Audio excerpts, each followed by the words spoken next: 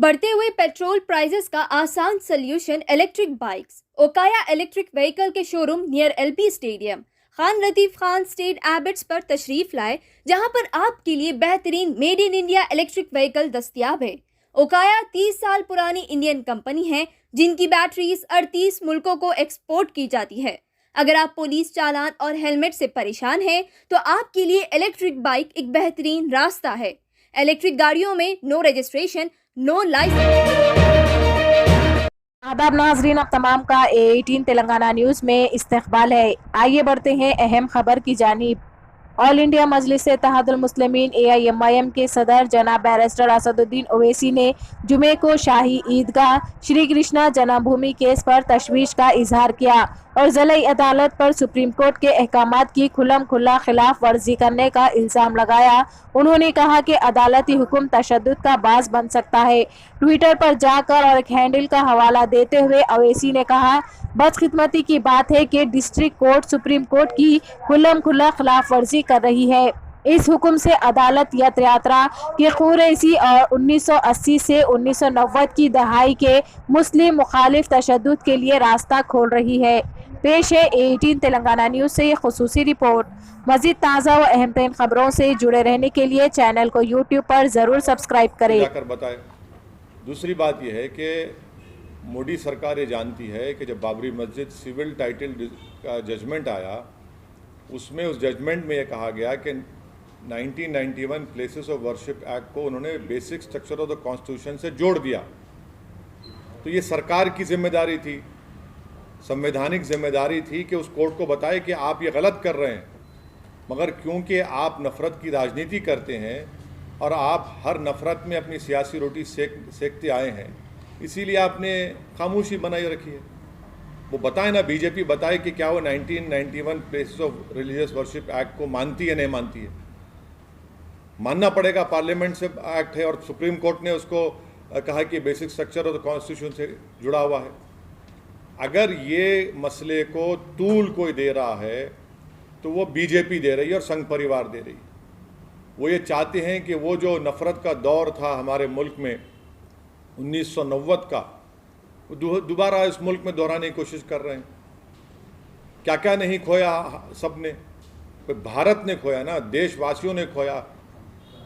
आप क्या फिर वो नफरत की फिजा को पैदा करना चाहते हैं क्या? खुलकर बोलिए। बीजेपी प्रधानमंत्री को बोलना चाहिए कि उनकी सरकार कमिटेड है 1991 places of religious worship act के लिए। क्यों नहीं बोलते प्रधानमंत्री? क्यों नहीं बोलते देश के home minister?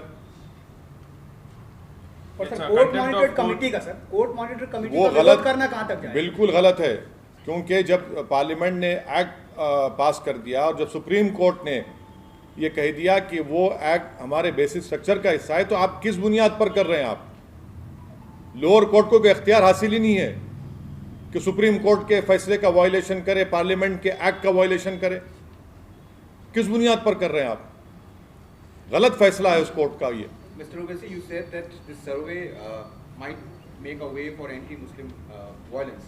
Now, what prompted you to make this alarming statement? Well, have we not learned the lessons of what happened pre-demolition and post-demolition of Babri Masjid? Why have we not learned a lesson from the same so-called survey that was done, that was completely rejected as biased by the Supreme Court? In the final title dispute, Supreme Court said it has no relevance. Why is it that the BJP is and Sangh Parivar is hell-bent on creating the same atmosphere in our country which existed pre-demolition of Babri Masjid and post-demolition Babri Masjid? And why isn't the BJP government discharging its constitutional duty by saying to the court that we will abide by the 1991 Act which was passed by the Parliament? And the Supreme Court in the final judgment of Babri Masjid civil dispute have categorically stated in the judgment that 9 places of worship, religious places of 1991 Act is part of the basic structure of the Constitution. What sort of nonsense is being played over here? The government should have discharged the constitutional duty immediately. And that is why I am opposing that so-called survey and order of that court. The lower court cannot go beyond what the Supreme Court has clearly laid down. the lower court must follow the act of the parliament. So you believe, sir, after Ayodhya, Kashi and Mathura is next target or next on agenda of BJP, sir? If you remember the press conference which was held after the final judgment was given by the Honorable Supreme Court, you were present over there. Many of you were present over there, and I had stated that this will open